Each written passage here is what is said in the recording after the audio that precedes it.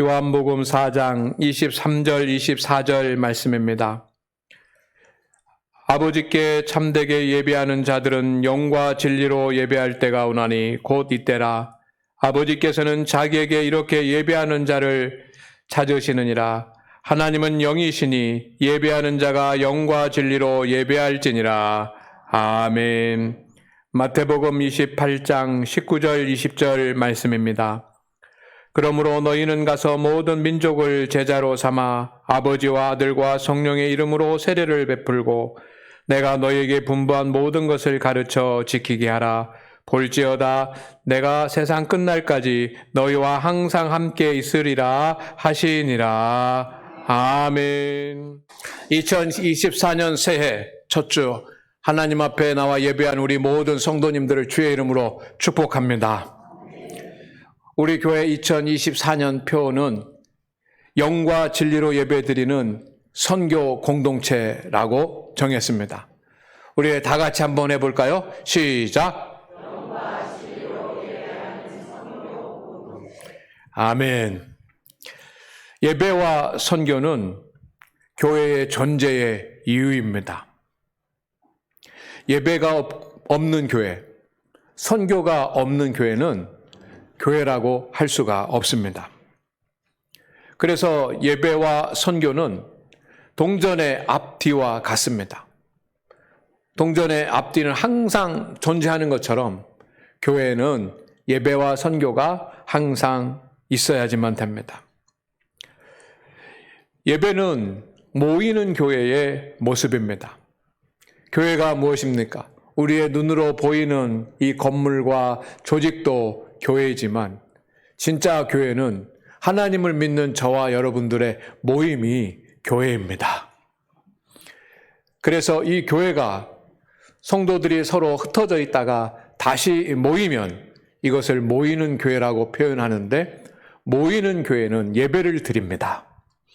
그리고 우리가 축도가 끝나고 세상으로 파송되어져 나가면 흩어지는 교회라고 하는데, 이 흩어지는 교회에서는 선교를 감당하게 되는 것입니다. 그래서 영과 진리로 예배하는 선교 공동체라고 하는 이 주제를 표로 정했으니, 금년 한 해 동안 우리 모든 성도님들이 이 표에 관심을 가져주시기를 바랍니다. 그리고 관심만 갖지 말고 기도해 주시기를 바랍니다. 또 기도만 하지 말고 이 목표가 이루어지기 위해서 몸과 마음을 다해서 실천해 주기를 소망합니다. 우리가 이 복된 목표를 이루려고 한다면 먼저 한 마음으로 힘써서 우리 모든 성도들이 해야지만 되는 과제가 있습니다. 저는 새해 첫 주가 되면 표를 가지고 설교를 합니다.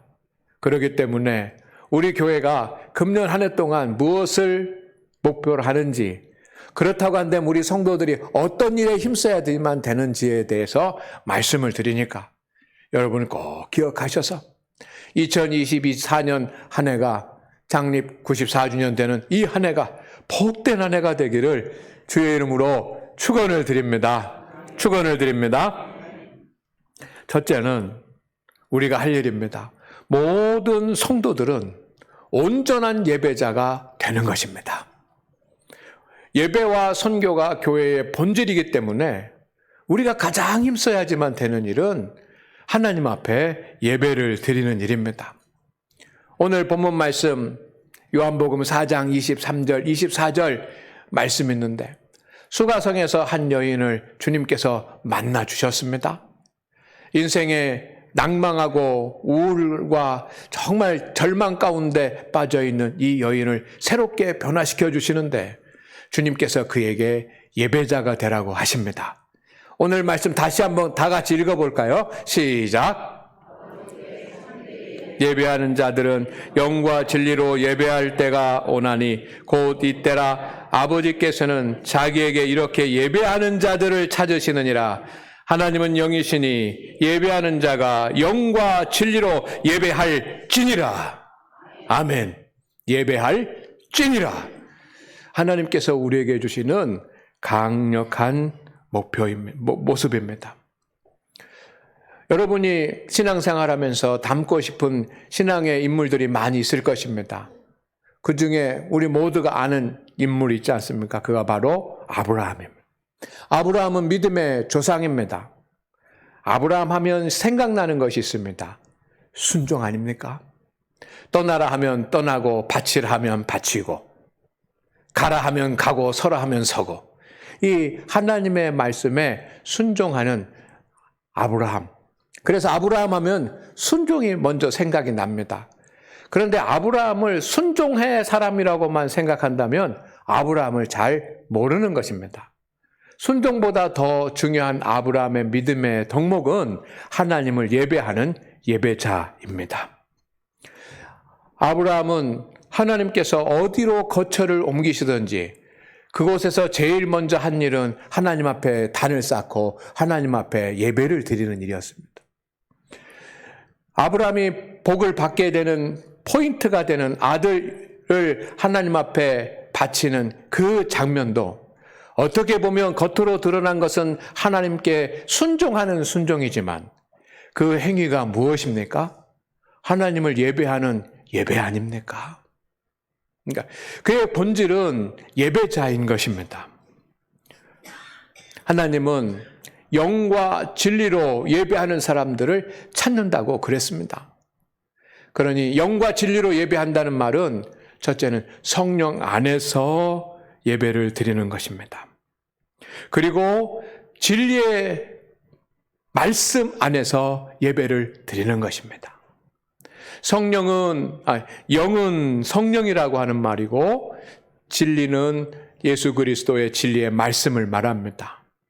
우리 모두가 하나님 앞에 온전한 예배가 무엇이냐? 그러면 성령의 능력을 의지해서 하나님 앞에 나가는 것입니다. 이것이 예배인 줄로 믿습니다. 그냥 우리가 이 자리에 앉아 있는 것만이 예배에 참여하는 것이 아니라 성령의 도우심을 받고 그 성령의 능력을 의지해서 내가 영적으로 하나님 앞에 나가고 성령님께서 우리 가운데 임하셔서 나를 온전히 다스리고 주장하는 그 역사가 예배입니다. 그렇게 예배를 드리는 것입니다. 진리로 예배를 드립니다. 하나님께 영광을 돌리고 그리고 예배 시간에 하나님께서 우리에게 말씀을 통해서 하나님의 음성을 들려주십니다. 이때 우리는 말씀을 통해서 하나님의 메시지를, 나를 향한 하나님의 메시지를 듣는 것입니다. 이 거룩한 행위가 일어나는 것이 바로 예배입니다. 어떤 분들은 그렇게 얘기를 합니다. 예배가 참 좋았다. 예배가 은혜가 됐다. 예배가 은혜가 안 됐다. 여러분 이런 표현을 하지 않습니까?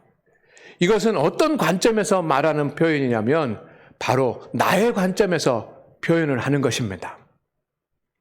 여러분 그렇게 예배를 통해서 나는 가만히 있고 내가 좀 감동을 받고 내가 어떤 위로를 받고 내가 어떤 기쁨을 얻고 하는 데만 초점이 맞춰 있는 성도는 10번 예배를 참석하고 100번 예배를 참석한다고 할지라도 예배에 만족할 수 없습니다.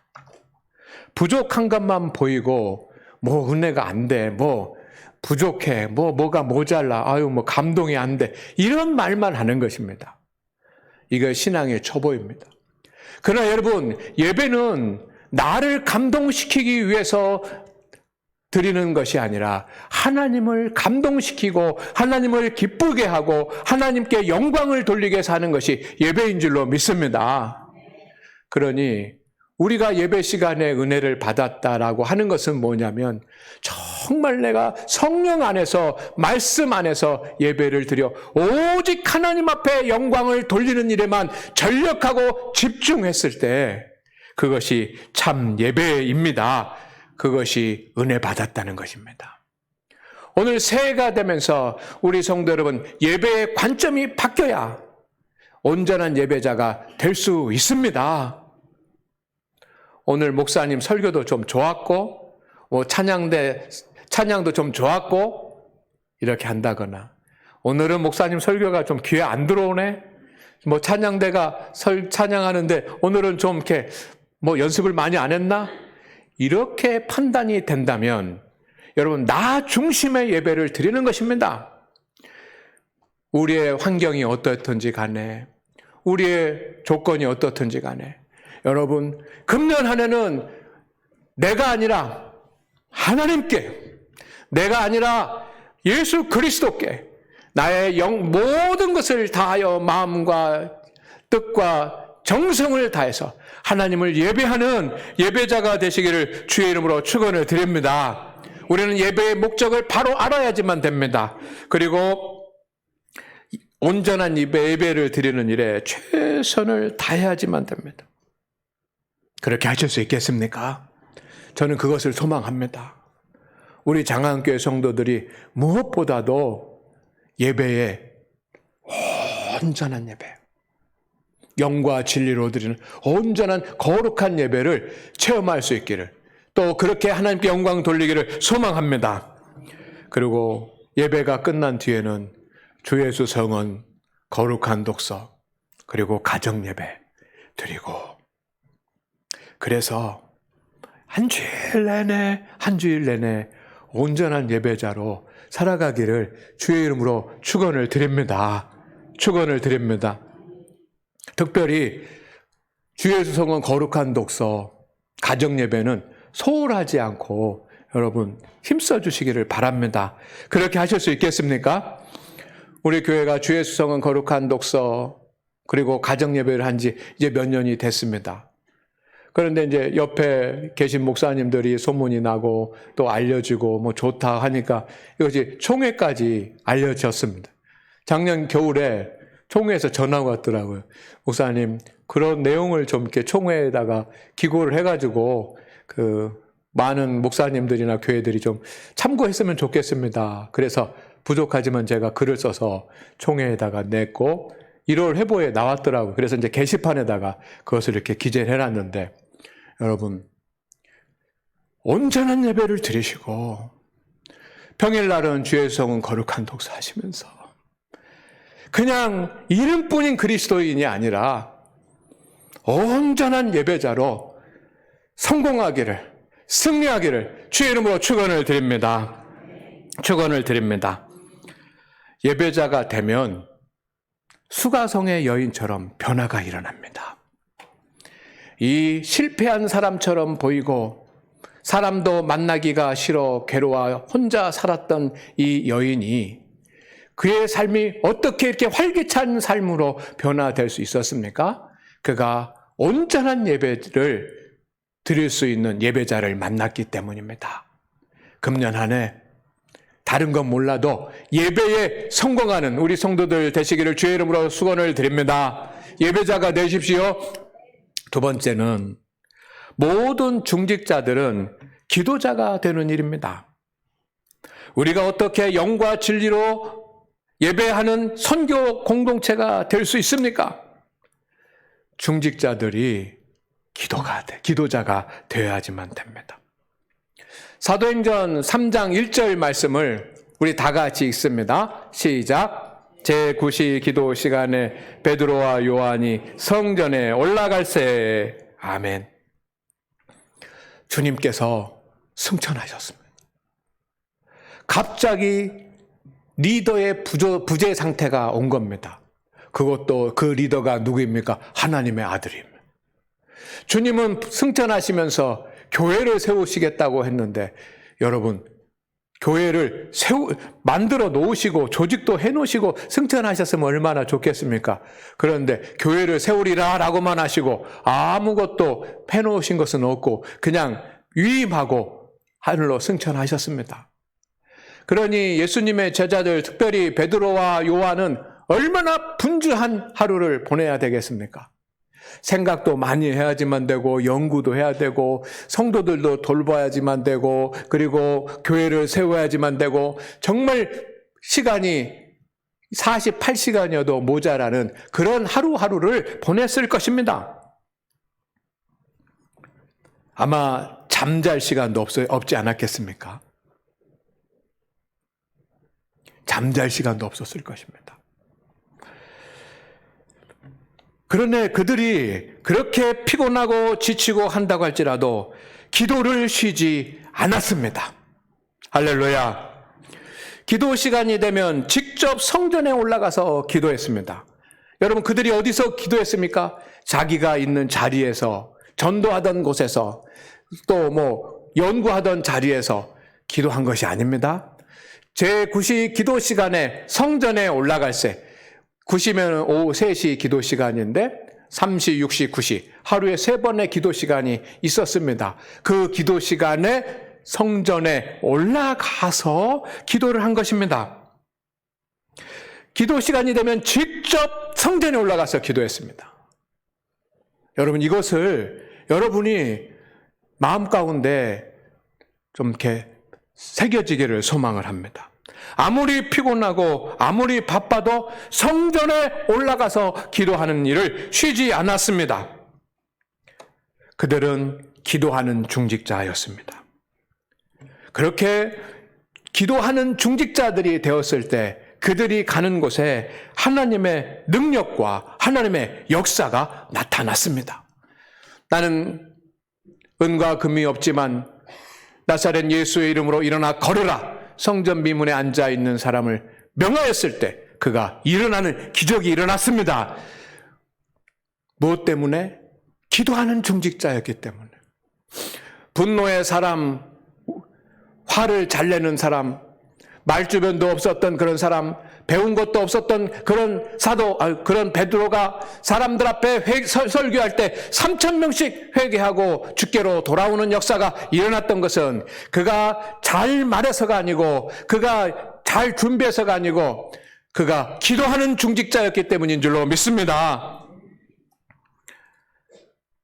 여러분, 중직자들이 바쁘다는 이유로 피곤하다는 이유로 또는 내가 주님의 일을 무엇인가 하고 있다라고 하는 그런 이유로 기도를 멈추는 것은 불신앙입니다.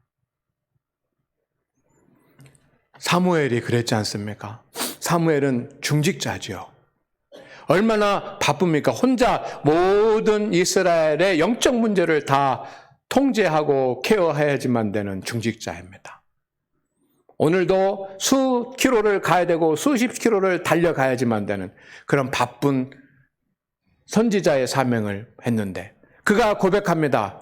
기도하다가 쉬는 죄를 범하지 않겠다고.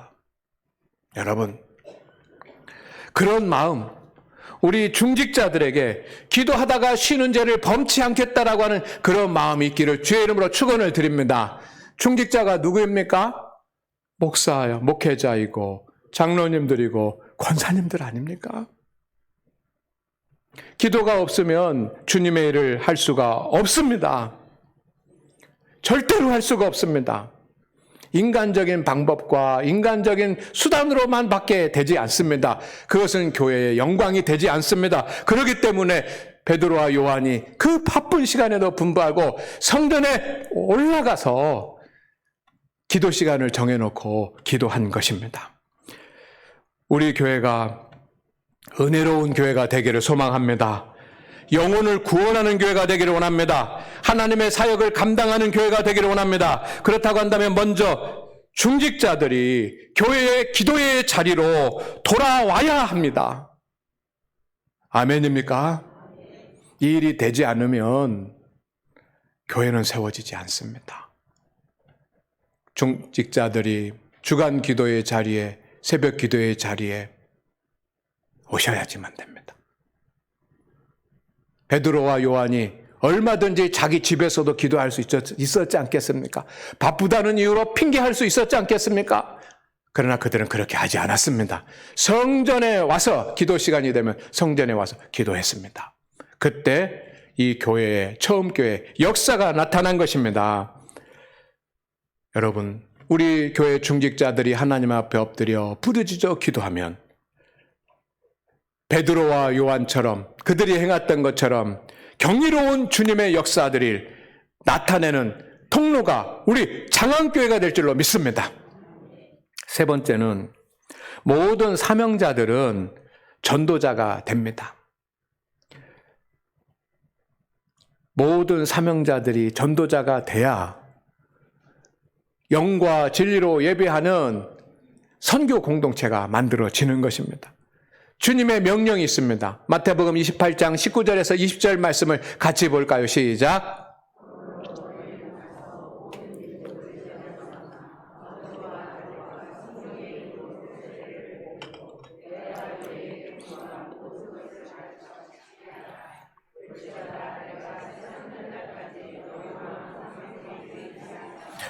아멘.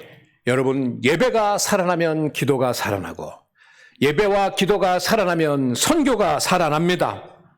선교는 영혼을 구원하는 전도와 주님의 사랑으로 이웃을 섬기는 교회의 모든 사역들을 말합니다. 이것을 지상대명령이라고 우리는 부릅니다. 우리가 받은 사명과 직분은 다 다릅니다. 그렇지만 우리 모든 사명자들이 하는 사역은 지상대명령과 관계되어져 있습니다. 그것은 선교하는 것입니다. 성도 여러분, 우리 교회는 힘을 다하여 복음을 전할 것입니다. 우리는 힘을 다하여 말씀을 가르칠 것입니다. 우리는 힘을 다하여 영혼을 구원하고 세례를 베풀 것입니다. 그리고 우리는 최선을 다해서 그들이 주님의 말씀에 따라 살아가며 주님의 제자가 되는 일에 힘쓰게 할 것입니다. 금년 안에 우리 모든 사명자들이 어떤 직분과 사명을 가지고 있다고 할지라도 전도에, 선교에 힘쓰기를 바랍니다. 가만히 전도도 다시 회복하고, 파라솔 전도도 회복을 하고, 그리고 가족 전도, 새 생명 초청 전도도 할 것입니다.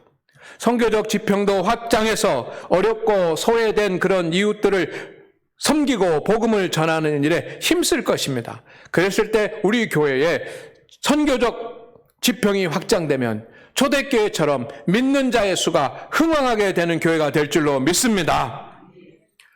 모든 성도들이 금년 안에 선교에 힘쓰기를 소망을 합니다. 온전한 예배자가 되는 일도, 기도자가 되는 일도, 그리고 전도자가 되는 일도 한 번 하고 끝나는 수고가 아니고 예수님 오실 때까지 계속 해야지만 되는 주님의 사명입니다. 우리는 모두가 금년 안에 우리 교회가 은혜롭고 부흥하고 또 성도들이 다 하나님의 복을 받기를 소망하고 있습니다. 그렇다고 한다면 저도, 여러분도 이제 하나님 앞에서 예배자가 되십시다. 기도자가 되십시다. 전도자가 되기를 주의 이름으로 축원을 드립니다. 이때 역사가 나타날 것입니다. 믿습니다. 하나님께서 그렇게 하실 것입니다.